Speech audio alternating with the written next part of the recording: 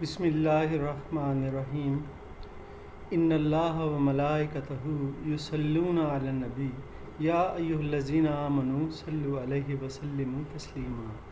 सल्लल्लाहु अला हबीबिही सय्यिदिना मुहम्मदिन व आलिहि व अस्हाबिहि वसल्लम। अज़ीज़ तुलबा, अस्सलामु अलैकुम।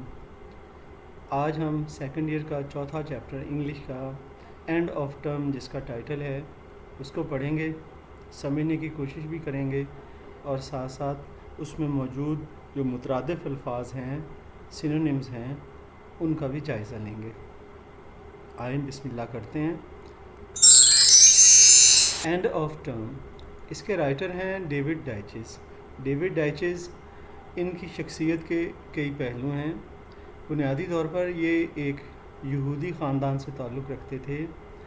इन्होंने अपनी तालीम अच्छे अंदाज में हासिल की है। कॉलेज में इन्होंने अपने प्राइज़ भी जीते हैं, स्कॉलरशिप भी विन किए हैं और इसके बाद एज़ अ प्रोफेसर ये बहुत सी यूनिवर्सिटीज़ में काम भी करते रहे हैं और इन्होंने ग्रेट ब्रिटेन के एम्बेसडर के तौर पर यूनाइटेड स्टेट्स में भी खिदमत सर अंजाम दी हैं। ये एंड ऑफ टर्म इनके जो मज़ामीन हैं उनमें से एक मज़मून है, जिसमें कि ये अपने बचपन में जो इन पर मसाइल थे, जिस तरह की इनकी साइकी थी, उसका ये बयान करते हैं। चलें जी, इसको पढ़ते हैं। आई बिलीव, मुझे यकीन है, a school teacher wrote a book some years ago. एक स्कूल के टीचर ने, कहते हैं, कुछ साल पहले एक किताब लिखी विद द टाइटल। उस किताब का मौजू क्या था, नाम क्या था उसका? Friday thank God. Friday thank God, जुमा खुदा का शुक्र है, ये उसका मौजू था। दैट फ्रेज़, कहते हैं, ये जो अल्फाज हैं, ये या जो ये जुमला है, ये जो फ्राइडे थैंक गॉड का है, एक्सप्रेसेस, ज़ाहिर करता है परफेक्टली माई एटीट्यूड, मुकम्मल तौर पर मेरे रवैये को। एक्सप्रेस का मतलब ज़ाहिर करना, शो करना, डिस्प्ले करना। कहते हैं कि ये मेरे रवैये को, ये जो 3 लफ्ज़ हैं ना, फ्राइडे थैंक गॉड, ये ज़ाहिर कर रहे हैं। ठीक है। टू द अराइवल, रवैया किसके हवाले से? To the arrival of the weekend, जब कभी भी वीकेंड आता, स्कूल के टाइम की बात कर रहे हैं, तो जो मेरा रवैया होता ना, ये जो 3 लफ्ज़ हैं, ये जो फ्रेज़ है, ये मेरे रवैये की सही अक्कासी करता है। अराइवल का सिनोनिम एडवेंट और एटीट्यूड का सिनोनिम बिहेवियर। और कब की ये बात होती? When I was a school boy, उस वक्त जब कि मैं स्कूल जाने वाला लड़का था। द डेली ग्राइंड, यहाँ पर रोज़ाना का सख्त काम। ग्राइंड यहाँ पर हार्डवर्क को कहा गया है। ऑफ स्कूल, स्कूल में जो रोज़ाना का सख्त काम होता, विद इट्स अबंडेंट होमवर्क, और साथ साथ जो है बहुत ज़्यादा होमवर्क भी मिलता। अबंडेंट का मतलब होता है बहुत ज़्यादा, एक्सेसिव, सो मच, बहुत सख्त काम भी करना पड़ता स्कूल में, साथ में ज़्यादा होमवर्क भी मिलता। इट्स फियर्स कंपटीशन, और स्कूल में शदीद तरीन, खौफनाक तरीन मुकाबले का माहौल होता, जो स्टूडेंट्स में आपस में होता है कि नंबर मुझसे ज़्यादा ना कोई ले जाए। कहते हैं कि ये जो तीनों चीज़ें थीं, यानी कि सख्त मेहनत, बहुत ज़्यादा होमवर्क और फिर कंपटीशन बहुत ज़्यादा होना। फियर्स का मतलब होता है खौफनाक, टेरिबल, इंटेंस। कंपटीशन जो होता है, कॉन्टेस्ट को भी कहते हैं। द सेंस, और ये जब एहसास होना, of never being able to relax, कि आराम तो स्कूल में मिलना ही नहीं है। कहते हैं कि ये जब एहसास होना, प्रेस्ड हैविली अपॉन मी, ये मुझ पर बहुत भारी, बहुत जो है ना, शदीद मुझे मुतासर करते। ये हैविली, शदीद तरीके से, और प्रेस अपॉन का मतलब होता है मुतासर करना। इंस्पाइट ऑफ, ये मुझे बहुत मुतासर करते थे। इंस्पाइट ऑफ, इसके बावजूद के, डिस्पाइट द फैक्ट, ये हकीकत थी, that I often do actual classroom work, कि मैं अक्सर क्लासरूम का काम तो किया करता था, ऐसा कोई मसला नहीं होता था, ठीक है, लेकिन फिर भी जब ये जो चीज़ें होती थी मेरे जहन पे सवार रहती थी। Waking up in the morning, सुबह को जब उठना, विद द नॉलेज, और इस बात का इल्म होना, that I had to get out of the bed, कि मुझे बिस्तर से बाहर निकलना ही है। सर्दियों में बिस्तर छोड़ना मुश्किल होता है। That there was no possibility, और कोई मुमकिन ही नहीं है, कोई चांस ही नहीं है ऑफ टर्निंग ओवर कि मैं कुछ करवटें ले लूँ फॉर एन एक्स्ट्रा डोज और नींद की और मज़ीद डोज ले लूँ, कुछ और थोड़ी सी नींद को एंजॉय कर लूँ। कहता चांस ही नहीं होता था, क्योंकि स्कूल जाने का एक टाइम फिक्स होता है, उस पर जाना होता है बंदे ने। And seeing the hours of school stretching, और फिर जब ये देखना कि स्कूल का टाइम, स्कूल के घंटे आगे फैले पड़े हैं, पूरा टाइम स्कूल का भी पड़ा है, वो ये कह रहा है। स्ट्रेचिंग का मतलब फैले हुए होना, स्प्रेड होना। अहेड आगे was a decimal experience on a Monday. Monday को ये बड़ा मायूस कुन तजर्बा होता मंडे को, क्योंकि मंडे के आगे पूरे की पूरे वीक की पढ़ाई जो पड़ी है। डिसमिल यहाँ पर एक वर्ड यूज़ हुआ है, इसका मतलब है ग्लूमी या फिर सैड, मायूस कुन। आगे चलते हैं। वी हैड अ मेड, हमारे यहाँ एक नौकरानी हुआ करती थी।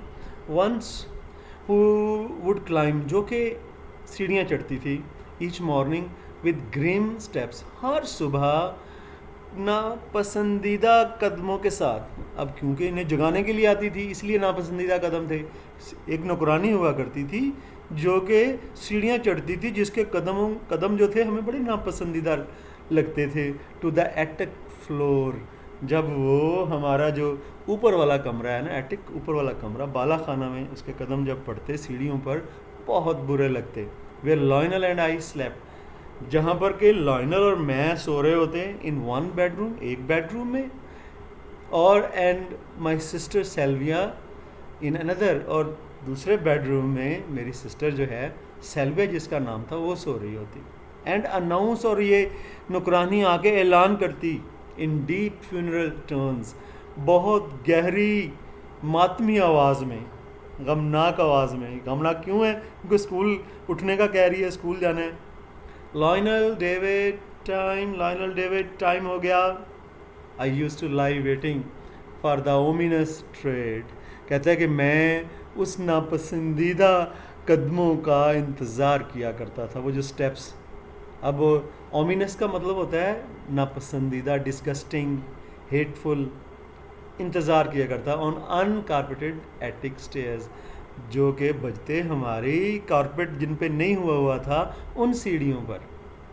और कौन सी सीढ़ियाँ? जो कि ऊपर बालाखाने की तरफ जाती थी। एंड द वॉइस इट हेराल्डेड, और ये जो इसकी आवाज़ जो ऐलान करती, यानी नौकरानी की आवाज़, साउंडेड इन माई ईयर्स, मेरी कानों में जब वो पड़ती वो आवाज़, लाइक अ समन्स, वो ऐसे ही होता जैसे बुलावा हो। समझ होता है बुलावा, ऑर्डर, कमांड, जैसे वो बुलावा हो टू डैमनेशन, अजाब के लिए, यानी जैसे कि वो किसी को अजाब देने के लिए बुलाया जाए। कहते हैं कि नौकरानी की आवाज़ मुझे ऐसे फील होती थी। डैमनेशन कहते हैं अजाब को, इसके सिनोनिम है कर्स और doom. Thinking was always worse than the reality, कहते हैं किसी चीज़ के बारे में जो सोच होती है वो हकीकत से ज़्यादा बुरी होती है। बंदा सोच में किसी चीज़ को अपने ऊपर तारी कर लेता है, वो बहुत बुरी लगती है, लेकिन हकीकत में जब उसे उस चीज़ का सामना करना पड़ता है अक्सर, वो उस वक्त इतनी बुरी नहीं लगती। कहता है सोच जो है ना हमेशा हकीकत से बुरी होती है। यानी कि ये सोच के जाना है स्कूल में क्या बनेगा, लेकिन स्कूल में क्या बनना था, सिर्फ पढ़ते थे वो, लेकिन इस बारे में सोचते रहना कि अब स्कूल जाना पड़ना है, वो बहुत बुरा होता था।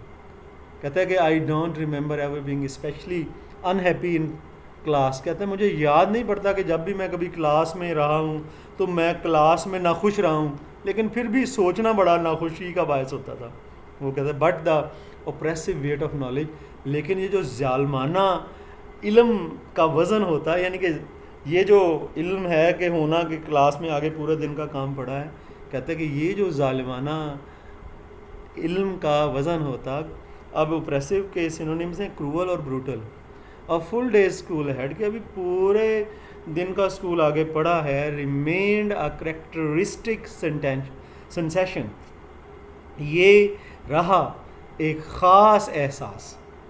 ऑफ माई चाइल्डहुड, मेरे बचपन में। एंड डिसअपेयर्ड, और ये एहसास ख़त्म हुआ only after I had left school, जब मैं स्कूल से गया। एंड एंटर्ड द यूनिवर्सिटी, और फिर मैं यूनिवर्सिटी में मैंने दाखिला लिया, तब जाके ये जो स्कूल का बोझ था, जालिमाना एहसास था, तब ये ख़त्म हुआ। अब इसमें हमने करेक्टरिस्टिक का वर्ड पढ़ा है, उसका मतलब होता है ख़ास, स्पेशल या पर्टिकुलर, और फिर सेंसेशन का वर्ड भी पढ़ा है। जिसका मतलब होता है एहसास या फीलिंग, और फिर डिसअपेयर का मतलब होता है किसी चीज़ का गायब होना, ख़त्म हो जाना, एंड कर जाना, सीज कर जाना।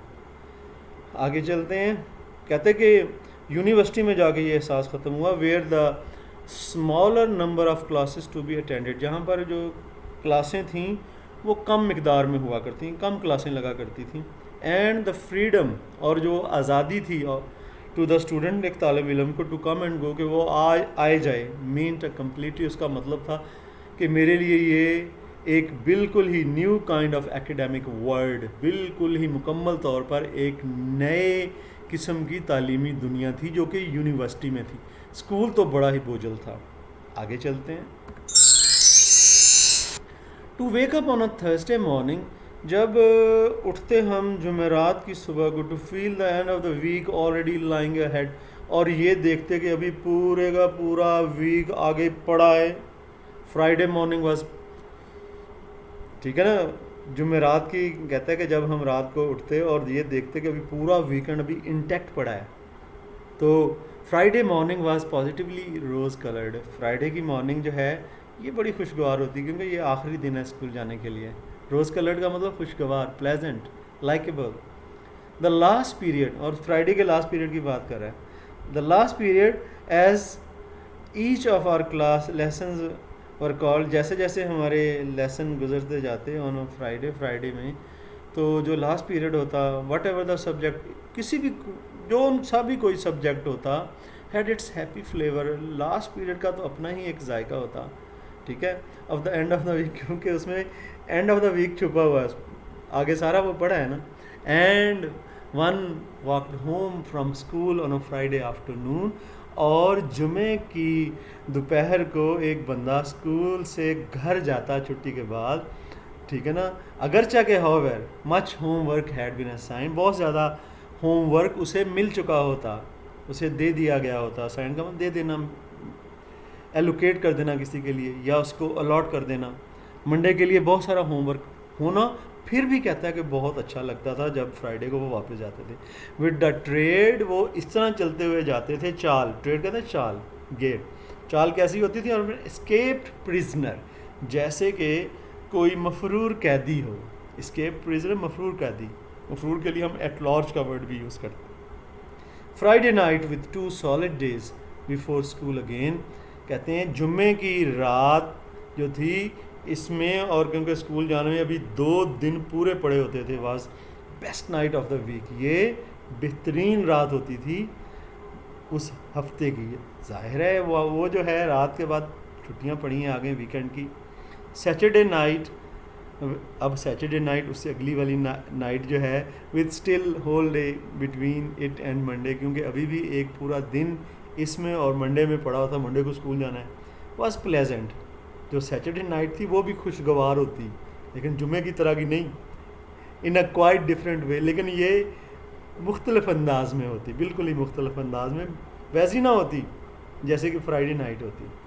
संडे नाइट जो, और संडे के नाइट होती थी, was full of the threat, वो तो ख़तरे से, धमकी से भरी पड़ी होती। किस चीज़ का ख़तरा? धमकी ऑफ मंडे मॉर्निंग, मंडे की सुबह को स्कूल जाने का टाइम आ गया। अब यहाँ पर हमारे पास ये थ्रेट का वर्ड है, इसके मतलब होता है धमकी, और वार्निंग और अल्टीमेटम इसके सिनोनिम्स हैं। आगे चलते हैं। Sometimes there were unexpected respites, बाज़ औक़ात गैर मुतवक्को छुट्टियाँ भी आ जाती हैं। अनएक्सपेक्टेड, गैर मुतवक्को, चांस या अनप्रेडिक्टेड, रिस्पाइट्स छुट्टियाँ, हॉलीडेज़ या ब्रेक्स। बाज़ औक़ात गैर मुतवक्को छुट्टियाँ भी आ जाती। कौन सी गैर मुतवक्को? अ हाफ हॉलीडे, आधे दिन की छुट्टी हो जाती, to let us attend a football match, कि हम फुटबॉल मैच देख लें, ऐसे स्कूल में हुआ करता है। With which some unforeseen circumstances had caused to be cancelled, वो मैच जो कि अनदेखे हालात की वजह से कैंसिल हो गया था। द प्रीसीडिंग सैटरडे, पिछले सैटरडे को मैच कैंसिल हो गया, अब इस फ्राइडे को आधी छुट्टी करके वो मैच दिखा रहे हैं, तो वो कहते हैं कि हमें आधी छुट्टी हो जाती मैच के लिए। तो ये अनएक्सपेक्टेड रिस्पाइट में से एक है, यानी कि ऐसी भी छुट्टियां हो जाती थी। अब प्रीसीडिंग का मतलब होता है पिछला, प्रीवियस और पास्ट इसके सिनोनिम्स हैं। और कहता है या फिर कभी छुट्टी हो जाती, द सडन डिसमिसल, अचानक छुट्टी हो जाती, डिसमिसल छुट्टी को कहा गया है। डिस्चार्ज या ऑस्टिंग ऑफ स्कूल से एन और टू बिफोर, 1 या 2 घंटे पहले कहता है कभी कभी छुट्टी हो जाती। किस वजह से छुट्टी हो जाती? बिफोर द अनयूजुअल, यानी कि बिफोर द यूजुअल टाइम, आम मामूल के टाइम से पहले छुट्टी हो जाती। किस लिए हो जाती? Because of some unexpected crisis, कि कोई गैर मुतवक्को कोई मसला आन पड़ता, ऐसा हो जाता है स्कूल में। मसला जो है उसके ये सिनोनिम्स हैं क्लामिटी और इमरजेंसी। और सेलिब्रेशन या फिर कोई तकरीब वगैरह होती तो हमें कोई 1-2 घंटे पहले छुट्टी हो जाती, ठीक है। अब तकरीब सेलिब्रेशन के लिए आप मार्किंग और ऑनरिंग का वर्ड भी यूज़ कर सकते हैं। But these were few and for between, लेकिन ये जो छुट्टियाँ होती थी ना, अनएक्सपेक्टेड रिस्पाइट्स, गैर मुतवक्को छुट्टियाँ, कहते हैं कि ये जो कभी कभार हुआ करती थी, शाज़ो नादिर हुआ करती थी। फ्यू एंड फॉर बिटवीन का मतलब होता है कभी कभार, seldom. Once a term we had the annual mid term holiday, कहते हैं कि हमारी जो टर्म होती थी, टर्म दौरानिया होता है 3 माह का स्कूल में, कहते हैं उसमें हमें एक छुट्टी भी मिला करती थी, मिड टर्म हॉलीडे उसे कहते थे। वो छुट्टी कैसे होती थी? एक मंडे ऑफ, मंडे एक जो है वो भी छुट्टियों के साथ, यानी कि सैटरडे और संडे के साथ मंडे भी मिला दिया जाता था मिड टर्म हॉलीडे में, विच मेड लग्जूरियसली लॉन्ग वीकेंड, जिसकी वजह से बहुत आरामदेह लंबा वीकेंड बन जाता। लग्जूरियसली का मतलब कंफर्टेबली आरामदेह, लंबा फिर इसकी वजह से वीकेंड बन जाता, क्योंकि एक छुट्टी और ऐड होगी बीच में। But it seem to go just as fast as ordinary weekends, लेकिन ये वीकेंड भी बिल्कुल कहते हैं ऐसे ही गुजर जाता जैसे कि आम वीकेंड गुजरते हैं। एक छुट्टी मिल भी गई, लेकिन वो कहते हैं कि ऐसे ही गुजर जाता जैसे कि आम वीकेंड गुजरते हैं। एंड ओकेजनली, और कभी कभार, पीछे हमने पढ़ा फ्यू एंड फॉर बिटवीन, और यहाँ पर ओकेजनली का वर्ड, ये भी सिनोनिमस वर्ड हैं, सिनोनिम्स हैं आपस में। सेल्डम इसका भी सिनोनिम है। इन विंटर कहते हैं कि एंड ओकेजनली इन विंटर, और कभी कभार सर्दियों में। If there had been a continuous hard frost, अगर बिल्कुल कहते हैं कि जारी रहता, सर्दी ठंड जो है उसका स्पेल जारी रहता, फ्रॉस्ट कहते हैं ठंड को, फॉर सम डेज, कुछ दिनों तक, we get a whole day skating holiday, तो हमें पूरे दिन के लिए छुट्टी कर दी जाती थी कि हम स्केटिंग कर लें। सर्दियों में कहते हैं कि जब सर्दी कभी ज़्यादा पड़ती, बर्फ़बारी हो जाती, तो हमें स्केटिंग की छुट्टी भी एक दे दिया करते थे। ये भी उन अनएक्सपेक्टेड छुट्टियों में से एक थी। मज़ीद आगे चलते हैं। There were blessed, these were blessed breaks, ये छुट्टियाँ जो थीं बहुत खुशगवार हुआ करती थीं इन रूटीन, जब ये आम रूटीन में आती, but not of course comparable to the holidays we got at Christmas and at Easter. और लेकिन ये छुट्टियाँ, इनका मुआवजना आप उन छुट्टियों से नहीं कर सकते जो कि हमें मिलती थीं क्रिसमस और ईस्टर के मौके पर। ये इनकी छोटी और बड़ी ईद की छुट्टियाँ हैं। कहते हैं कि ये छुट्टियाँ क्योंकि ये ज़्यादा हैं, कहते हैं कि अनएक्सपेक्टेड छुट्टियाँ जो हैं वैसी तो नहीं थी ना, जैसे कि हमें क्रिसमस और ईस्टर पे जो छुट्टियाँ मिला करती थी। अब ईस्टर और क्रिसमस की छुट्टियाँ 3 weeks each in my school days, कहते हैं ये जब मैं स्कूल पढ़ा करता था तो 3 वीक्स की छुट्टियाँ हुआ करती थी क्रिसमस और ईस्टर की। लेटर, बाद में, ट्रेजिकली रिड्यूस्ड, बड़ी गम से ये बताता है, कहते हैं गमनाक तौर पे कम कर दी गई, रिड्यूसर कम कर दी गई, टू अ फोर्टनाइट, सिर्फ 2 हफ्तों के लिए। पहले 3 हफ्ते थी, फिर 2 हफ्तों की ये ईस्टर और क्रिसमस की छुट्टियां कर दी गई।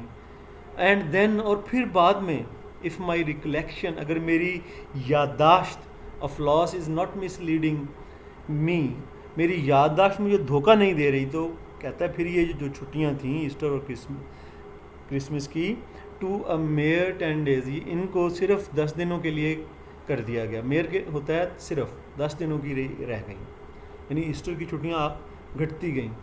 But the holidays were the summer holidays, लेकिन असल छुट्टियाँ तो गर्मियों की छुट्टियाँ थीं। द 2 months वेकेशन, 2 माह की छुट्टियाँ, we got in summer time, जो हमें गर्मियों में मिलती थी।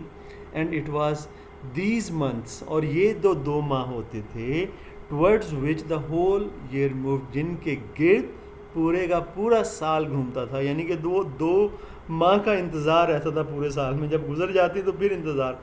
ये 2 माह जो थे ना, वो खुशगवार तरीन इनका पीरियड होता था। वो कहता पूरे साल उनके गिर्द घूमता, पूरे साल उनका इंतज़ार रहता। ठीक है स्टूडेंट्स, हमने आज chapter number 4 end of term का पहला हिस्सा पढ़ा है। इंशाल्लाह अगले लेक्चर में आपके साथ दूसरे हिस्से के साथ इंशाल्लाह फिर हाज़िर होंगे। जज़ाकल्लाह फ़ी अमानिल्लाह। हमारे चैनल तालीम व तरबियत को सब्सक्राइब करें।